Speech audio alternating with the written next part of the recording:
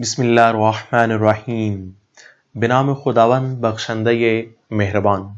آج کے اپنے اس 20ویں لیکچر کے اندر بی اے فارسی آپشنل کی کتاب سے علامہ محمد اقبال کی ایک انتہائی خوبصورت فارسی نظم کہ جس کا عنوان ہے فصل بہار، جس میں علامہ محمد اقبال نے موسم بہار کی انتہائی خوبصورت تصویر کھینچ کر ہمارے سامنے رکھی ہے، اور یہ نظم علامہ اقبال کی کتاب پیام مشرق سے لی گئی ہے۔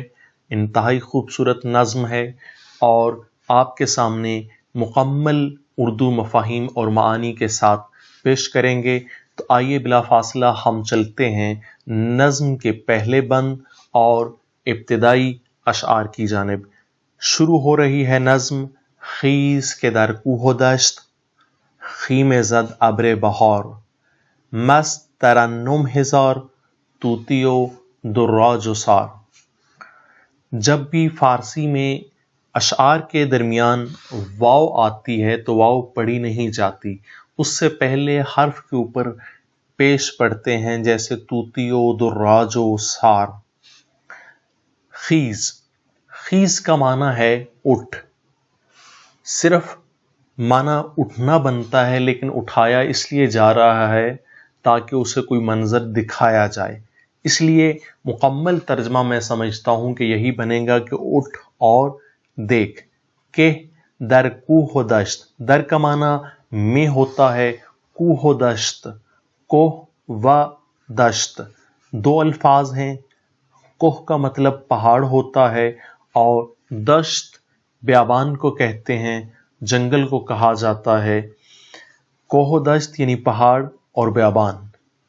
خیم زد یعنی خیمہ لگا لیا ہے۔ ابر بہار، ابر کہتے ہیں بادل کو، اور ابر بہار یعنی موسم بہار کے بادل نے۔ مست ترنم، مست ترنم، ترنم گیت کو کہتے ہیں، گانے کو کہتے ہیں، گنگنانے کو کہتے ہیں۔ مست ترنم یعنی گیت گانے میں مست ہیں، یا مستی میں گیت گا رہے ہیں، یا مست ہو کر گیت گا رہے ہیں۔ کون؟ ہزار، ہزار کا معنی ہے بلبل۔ طوطی، طوطے کو کہا جاتا ہے۔ دراج کا معنی ہے تیتر۔ سار، مینا کو کہتے ہیں، جس کو پنجابی میں لالی بھی کہتے ہیں، مختلف اور الفاظ کے ساتھ بھی پکارا جاتا ہے۔ مینا بھی طوطے کی طرح باتیں کرتی ہے، بولتی ہے، اس کو بھی اس طرح سے سکھایا جا سکتا ہے۔ تو مکمل ترجمہ کیا بنتا ہے؟ خیز کے در کوہ و دشت، کہتا ہے اٹھ اور دیکھ کہ پہاڑوں میں اور بیابانوں میں، خیمہ زد یعنی خیمہ لگا لیا ہے، ابر بہار موسم بہار کے بادل نے، یعنی اٹھ اے انسان، اٹھ اور دیکھ کہ پہاڑوں اور بیابانوں میں موسم بہار کے بادل نے اپنا خیمہ لگا لیا ہے۔ مست ترنم ہزار، طوطی و دراج و سار۔ یہاں پر 4 پرندوں کا نام ذکر ہے: بلبل، طوطا، تیتر، مینا۔ تو جب آپ ترجمہ لکھتے ہیں تو ترجمے کے اندر بھی یہ 4 پرندوں کے نام آنے چاہیے۔ تو ترجمہ کیا بنتا ہے؟ اکٹھا ہی ترجمہ بنے گا ان دونوں لائنوں کا کہ بلبل، طوطا، تیتر اور مینا گیت گانے میں مست ہیں، یا مست ہو کر گیت گا رہے ہیں، یا مستی میں گیت گا رہے ہیں۔ بلبل، طوطا، تیتر اور مینا گیت گانے میں مست ہیں۔ برطرف جوی بار، کشت گلو لال زار، چشم تماشا بیار، خیز کے در کوہ و دشت، خیم زد ابر بہار۔ ہر بند کے اندر علامہ اقبال نے جو پہلی لائن استعمال کی تھی وہ آخر میں سیم وہی لائن استعمال کی ہے، اس لیے جب پہلے ابتدا میں ترجمہ آپ کے ساتھ بیان کر چکتا ہوں تو آخر میں سمجھتا ہوں کہ دوبارہ مجھے دہرانے کی ضرورت نہیں ہے، لیکن جو اسٹوڈنٹس ہیں وہ پیپر میں اس لائن کا دوبارہ سے ترجمہ بھی لکھیں گے۔ بر طرف جوی بار، بر کا معنی پر ہوتا ہے، طرف کنارے کو کہتے ہیں، اطراف کو کہتے ہیں، یعنی کناروں پر، اطراف پر۔ جوئے بار، جوئے بار کا معنی ہے ندی. کشت گل، کشت گل، کشت کہتے ہیں کھیتی کو. گل فارسی میں جو اس کا عمومی معنی ہے وہ صرف پھول کے معنی میں ہے، لیکن یہاں پر اس سے مراد گلاب کا پھول ہے، کوئی عام پھول نہیں ہے. کشت گل، کشت کہتے ہیں کھیتی کو، کھیت کو، یعنی گلاب کے پھول کی کھیتی. واو کا معنی اور ہوتا ہے لالے زار. لالا ایک خوبصورت پھول ہے اور زار کا معنی کھیت ہے، یعنی لالا کے پھول کا، لالا کے پھولوں کا کھیت. چشم تماشا، چشم آنکھ کو کہتے ہیں اور تماشا یعنی ایک ایسی چیز کی جسے بہت زیادہ لوگ دیکھتے ہیں. تو دوسرے لفظوں میں چشم تماشا یعنی دیکھنے والی آنکھ. بی آر لا فعل امر ہے، اس کا معنی ہے لا. خیز کے در کوہ دشت خیمه زد ابر بہار. برطرف جوئے بار، ندی کے اطراف پر، ندی کے کناروں پر. کشت گلو لالے زار یعنی گلاب اور لالا کے پھول کی کھیتیاں اگ آئی ہیں. اگ آئی ہیں کا ترجمہ جو ہے اس کے لیے فارسی میں کوئی لفظ استعمال نہیں ہوا، لیکن اشعار کا ترجمہ ہمیں مکمل کرنے کے لیے کچھ اپنی طرف سے بھی الفاظ لگا کر مکمل کرنا پڑتا ہے. تو کشت گلو لال زار یعنی گلاب اور لالا کے پھول کی کھیتیاں اگ آئی ہیں. چشم تماشا بیار، چشم تماشا یعنی دیکھنے والی آنکھ، بیار لا یعنی ان خوبصورت مناظر کو دیکھنے والی آنکھ لا پیدا کر، یعنی ان خوبصورت مناظر کو تو دیکھنے والی آنکھ لا. خیز کے در کوہ دشت خیمه زد ابر بہار، اٹھ اور دیکھ کے پہاڑوں اور بیابانوں میں موسم بہار کے بادل نے اپنا خیمہ لگا لیا ہے. دوسرا پیراگراف ہے خیز کے در باغ و راغ قافلے گل رسید. خیز کے در باغ و راغ قافلے گل رسید، باد بہاران وزید مرغ نوا آفرید. خیز یعنی اٹھ اور دیکھ کہ در باغ، در کا معنی میں، باغ باغ میں، وراغ راغ کا معنی ہوتا ہے دامن کو، یعنی کسی پہاڑ کے دامن کو ہم راغ کہتے ہیں فارسی میں. قافلہ گل، قافلہ گل یعنی پھولوں کا قافلہ. رسید آن پہنچا ہے، آ پہنچا ہے. باد بہاران، باد کا معنی ہوا ہوتا ہے، باد بہاران یعنی موسم بہار کی ہوا.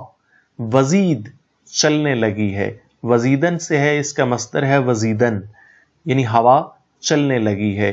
مرغ، مرغ کا معنی صرف پرندہ ہے، یعنی کسی بھی پرندے کو فارسی میں مرغ کہتے ہیں. نوا آفرید، نوا آفریدن مصدر ہے اس کا. نوا آفریدن کا معنی ہے چہچہانا، نغمہ سرائی کرنا. ترجمہ کیا بنتا ہے؟ خیز کے در باغ و راغ کہتا اٹھ اور دیکھ کہ باغ میں اور دامن کوہ میں قافلہ گل رسید پھولوں کا قافلہ آن پہنچا ہے. اٹھ اور دیکھ کہ باغ اور دامن کوہ میں پھولوں کا قافلہ آن پہنچا ہے. باد بہاران موسم بہار کی ہوا، وزید چلنے لگی ہے. مرغ نوا آفرید، مرغ یعنی پرندے، نوا آفرید چہچہانے لگے ہیں، نغمہ سرائی کرنے لگے ہیں. پرندے نغمہ سرائی کرنے لگے ہیں، یا پرندے چہچہانے لگے ہیں، یا پرندے گانے لگے ہیں. اگلے اشعار ہیں لال گریبان درید، حسن گل تازے چید، عشق غم نو خرید، خیز کے در باغ و راغ قافلے گل رسید. لالے گریبان درید، لالے سے مراد وہی لالا کا پھول ہے. گریبان، گریبان کو کہا جاتا ہے. درید چاک کر لیا ہے، پھاڑ لیا ہے.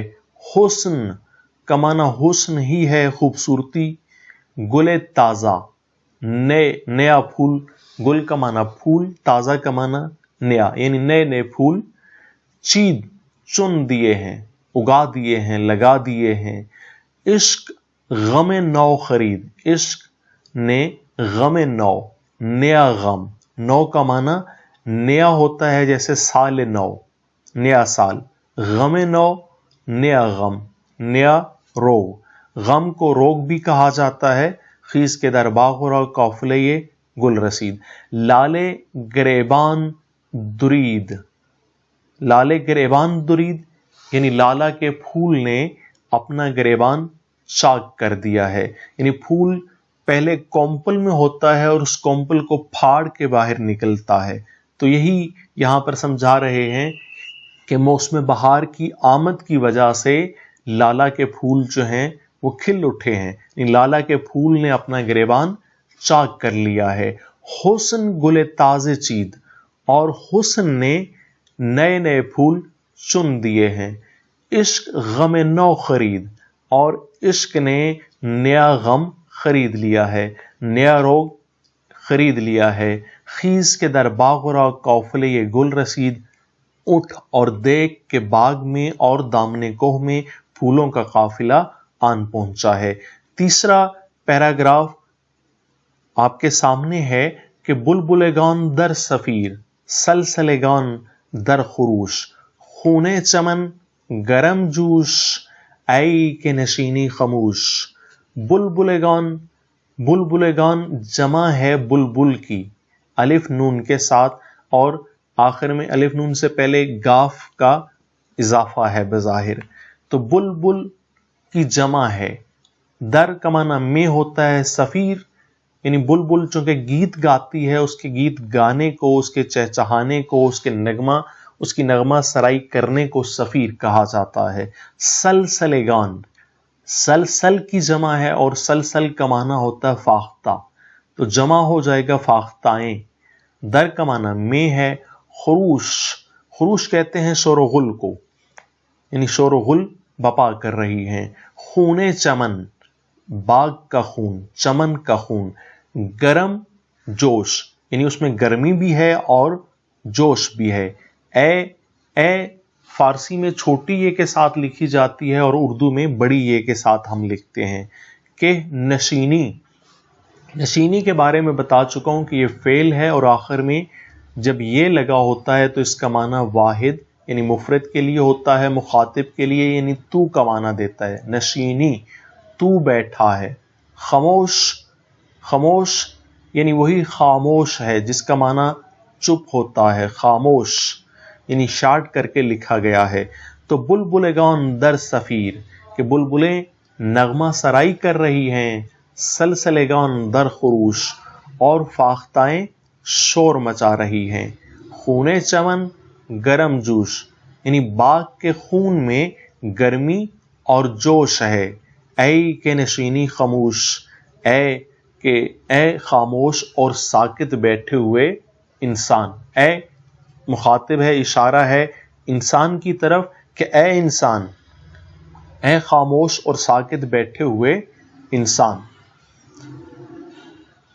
ورشکن آئین ہوش، بادۂ معنی بنوش، نغمہ سرا، نغمے سرا، گل بپوش۔ بلبلگان در صفیر، سلسلگان در خروش۔ ورشکن، ورشکن کا معنی ہے توڑ دے۔ آئین کا معنی ہوتا ہے اصول، اس کی جمع بنتی ہے اصولوں کو۔ ہوش کہتے ہیں عقل مندی کو، عقل کو۔ آئین ہوش یعنی عقل کے اصول، عقل کے یا عقل مندی کے اصول۔ بادۂ معنی، بادہ کہتے ہیں شراب کو، معنی کا یہاں پہ مفہوم یا مطلب یہ بنتا ہے معرفت۔ بادۂ معنی یعنی معرفت کی شراب۔ بنوش یعنی نوش پینے کو کہتے ہیں، پی لے، فعل امر ہے۔ نغمے سرا، نغمہ جو ہے گیت، نغمہ کا معنی گیت ہوتا ہے اور سرا کا معنی ہوتا ہے گا، گیت گا۔ گل پھول کو کہتے ہیں بے پوش، پوش پوشیدن سے ہے جس کا معنی ہے پہننا، اوڑھ لینا، یعنی پہن لے، اوڑھ لے۔ تو ورشکن آئین ہوش، کہ تو بھی عقل مندی کے تمام اصولوں کو توڑ دے۔ ورشکن توڑ دے، آئین ہوش یعنی عقل کے اصولوں کو، یعنی تو بھی عقل مندی کے تمام اصولوں کو توڑ دے. بادہ یہ معنی بنوش معرفت کی شراب پی لے. بادہ یہ معنی معرفت کی شراب بنوش پی لے. نغمے سرا یعنی گیت گا، گل بپوش اور پھولوں کا لباس پہن لے. بلبلگان در صفیر بلبلیں نغمہ سرائی کر رہی ہیں، سلسلگان در خروش اور فاختائیں شور مچا رہی ہیں.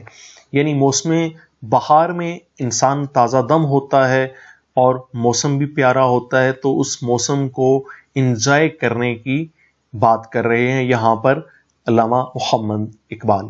نیکسٹ ہمارا پیراگراف شروع ہو رہا ہے. حجرے نشینی گزار گوشے صحرا گزین، بر لب جوئی نشین آب روان را ببین. حجرے نشینی گزار، حجرے کہتے ہیں کمرے کو، نشینی بیٹھنے کو کہتے ہیں. حجرے نشینی یعنی کمرے میں بند ہو کر بیٹھنا، کمرے میں بیٹھنا. گزار چھوڑ دے، فعل امر ہے چھوڑ دے. گوشے صحرا، گوشہ کہتے ہیں کونے کو، یعنی کسی صحرا کا کوئی کونا. گزین فعل امر ہے یعنی منتخب کر لے، چن لے. بر لب جوئی نشین، بر کا معنی پر ہوتا ہے. لب جو، لب کنارے کو کہتے ہیں، جو ندی کو کہتے ہیں، یعنی کسی ندی کے کنارے. جو کے ساتھ چھوٹی یہ لگی ہے یعنی جس کا معنی ایک، کوئی یا کسی کا ہوتا ہے، یعنی کسی ندی کے کنارے پر. نشین فعل امر ہے بیٹھ جا، یعنی جا کر بیٹھ جا.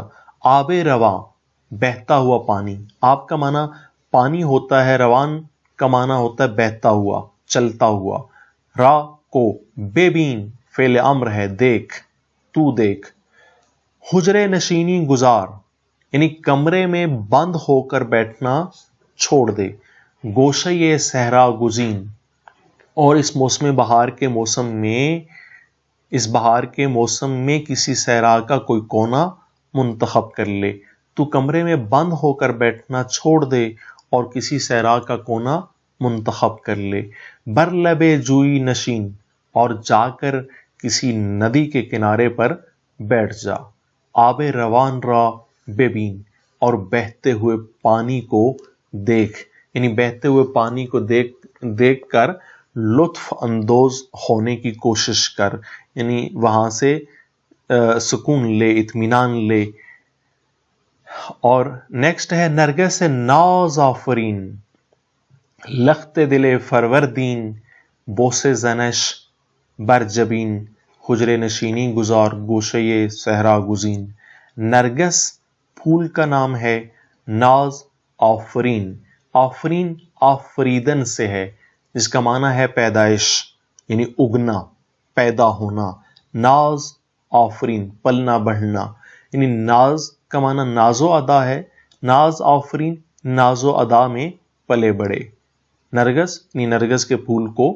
لخت دل فروردین، لخت دل کا معنی ہے دل کا ٹکڑا. لخت کا معنی ٹکڑا ہوتا ہے. فروردین یہ ایرانی سال کا پہلا مہینہ ہے جو ہمارے 21 مارچ کو سٹارٹ ہوتا ہے، اور 21 مارچ آپ کہہ لیں کہ وہ دن ہے کہ جس دن سے موسم بہار کا آغاز ہوتا ہے، موسم بہار کی ابتدا ہوتی ہے. تو فروردین سے مراد پھر وہ صرف موسم بہار ہی لیتے ہیں، اشارہ اور کنایا موسم بہار ہے. بوسے زنش، بوسا کا معنی بوسا ہی ہے، اور زنش زن پلس شین ہے، یعنی جب شین لگتی ہے کسی کے ساتھ تو اس کا معنی اس ہوتا ہے، یعنی اسے بوسا دے. بر کا معنی پر ہے، اور جبین کا معنی ہوتا ہے ماتھا یا پیشانی. اردو میں بھی یہ بہت سے الفاظ استعمال ہوتے ہیں. تو نرگس ناز آفرین یعنی ناز و ادا میں پلے نرگس کے پھول کو دیکھ. لخت دل فروردین جو کہ موسم بہار کے دل کا ٹکڑا ہے، یعنی جو کہ موسم بہار کے دل کا ٹکڑا ہے. کون؟ نرگس کا پھول.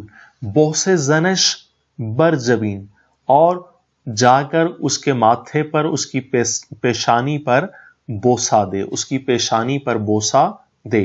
حجرے نشینی گزار، کمرے میں بند ہو کر بیٹھنا چھوڑ دے، گوشے صحرا گزین، اور جا کر کسی صحرا کا کوئی کونا منتخب کر لے۔ نیکسٹ ہمارا پیراگراف، دیدہ یہ معنی گشا اے زیاں بی خبر، لالے کمر در کمر نیمہ یہ آتش ببر۔ دیدہ یہ معنی گشا اے زیاں بی خبر، دیدہ یہ معنی یعنی معرفت کی آنکھ، دیدہ کا معنی آنکھ ہے، اور معنی معرفت کو کہتے ہیں، باطن کو کہتے ہیں، مراد باطنی آنکھ۔ دیدہ یہ معنی، دیدہ یہ معنی گشا یعنی معرفت کی آنکھ جو ہے، باطنی آنکھ جو ہے اس کو کھول۔ گشا کا معنی کھول ہوتا ہے۔ اے زے ایاں، اے کا معنی وہی اے ہے، اشارہ ہے اے انسان، زے وہی از ہے جس کا معنی سے ہوتا ہے، ایاں یا ایان کا معنی ہوتا ہے واضح، ظاہر، بی خبر، بی خبر وہی بے خبر ہے جس کا معنی غافل بھی ہے، لالے یعنی لالا کا پھول، کمر در کمر، کمر در کمر ایسا ہی ہے جیسا ہم استعمال کرتے ہیں فوج در فوج، جوک در جوک، تو کمر در کمر کا مطلب بکثرت ہے، کثرت کے ساتھ، لالا کے پھول جو ہے وہ کثرت کے ساتھ کھل اٹھے ہیں۔ نیمہ یہ آتش ببر، نیمہ کا معنی آدھا ہوتا ہے، اور آتش آگ کو کہتے ہیں، چونکہ یہ جو پھول ہے اگر آپ اس کی پکچر نکال کے دیکھیں ریڈ کلر کا ہوتا ہے، بیچ میں تھوڑا سا پیلا کلر یا شیڈ اس انداز میں اس پہ نمایاں ہوتا ہے، ایسا لگتا ہے کہ جیسے کوئی آگ کا شعلہ ہے، آگ کے شعلے کی طرح۔ اس کا آدھا تن، نیمہ یعنی آدھا، آتش یعنی آتشین آپ کہہ سکتے ہیں۔ ببر، بر کا یہاں معنی بدن ہے، تن کے معنی میں ہے، تو دیدہ یہ معنی گشا یعنی اپنی باطنی آنکھ کھول، اے زیاں بی خبر، اے ظاہر سے غافل انسان، اے ظاہر سے بے خبر اور غافل انسان، تو اپنی باطنی یعنی معرفت کی آنکھ کھول، لالے کمر در کمر، اور دیکھ کے لالا کے پھول کثرت سے کھل اٹھے ہیں، نیمہ یا آتش ببر، اور انہوں نے اپنے آدھے تن پر آتشین لباس پہن رکھا ہے۔ می چکدش بر جگر، شبنم اشک سحر، در شفق انجم نگر، دیدہ یہ معنی گشا اے زیاں بی خبر۔ می چکدش کا معنی ہے ٹپکا رہی ہے۔ می جب بھی کسی فعل کے شروع میں لگتا ہے تو مضارع سے ہٹ کے عام طور پر یہ جاری کا معنی دیتا ہے، آئی این جی کا یعنی رہا، رہے، رہی کا، می چکدش یعنی ٹپکا رہی ہے۔ بر کا معنی پر، جگر کا معنی جگر ہے، شبنم کا معنی شبنم ہے، اشک سحر، سحر صبح کے وقت کو کہتے ہیں، اشک کا معنی آنسو ہوتا ہے یعنی صبح کے آنسو، اشک سحر صبح کے آنسو۔ در کا معنی میں شفق، شفق جو ہے یہ جب سورج طلوع ہوتا ہے یا غروب ہوتا ہے تو ان دونوں اوقات میں آسمان پر ایک سرخی سی ظاہر ہوتی ہے، اس کو شفق کہا جاتا ہے۔ تو شفق کے اندر کہتا ہے انجم، انجم کا معنی ہے ستارہ۔ نگر فعل امر ہے جس کا معنی ہے تو دیکھ، اور بی خبر وہی دیدہ یہ معنی گشا اے زیاں بی خبر، بی خبر یعنی غافل، بے خبر۔ تو می چکدش بر جگر، شبنم اشک سحر، جو پہلے والی دو لائن ہیں یہاں پر دونوں کا اکٹھا ترجمہ ہوگا کہ شبنم اس کے جگر پر صبح کے آنسو ٹپکا رہی ہے، شبنم بر جگر اس کے جگر پر، می چکدش ٹپکا رہی ہے، اشک سحر صبح کے آنسو، شبنم صبح کے آنسو اس کے جگر پر ٹپکا رہی ہے۔ در شفق انجم نگر، کہ تو جو ہے وہ آسمان کی سرخی میں یعنی شفق کے اندر ستارے کو دیکھ۔ دیدہ یہ معنی گشا، اے ضیاء بخبر، اے ظاہر سے غافل انسان، تو اپنی باطنی یعنی معرفت کی آنکھ کھول۔ نیکسٹ ہے خاک چمن وا نمود راز دل کائنات، آخری پیرا۔ خاک چمن وا نمود راز دل کائنات، بود و نبود و صفات جلوے گری ہائے ذات۔ خاک چمن یعنی باغ کی مٹی، خاک کا معنی مٹی ہوتا ہے، چمن باغ کو کہتے ہیں۔ وا نمود یعنی ظاہر کر دیے ہیں، راز دل کائنات۔ جب ہم ترجمہ کرتے ہیں جیسے یہ 3 الفاظ ہیں تو ترجمہ الٹا آتا ہے اور بیچ میں کا کے کی کا کوئی لفظ آ جاتا ہے، یعنی کائنات کے دل کے راز، راز دل کائنات یعنی کائنات کے دل کے رازوں کو۔ بود کا معنی ہونا ہے یعنی ہستی وجود، نبود کا معنی نہ ہونا، نیستی عدم وجود کو کہا جاتا ہے، صفات صفت کی جمع ہے۔ جلوے گری ہائے ذات، جلوے گری یعنی جلووں کو کہا جاتا ہے، ذات سے مراد یہاں پر اللہ رب العزت کی، اللہ تعالیٰ کی ذات مراد ہے۔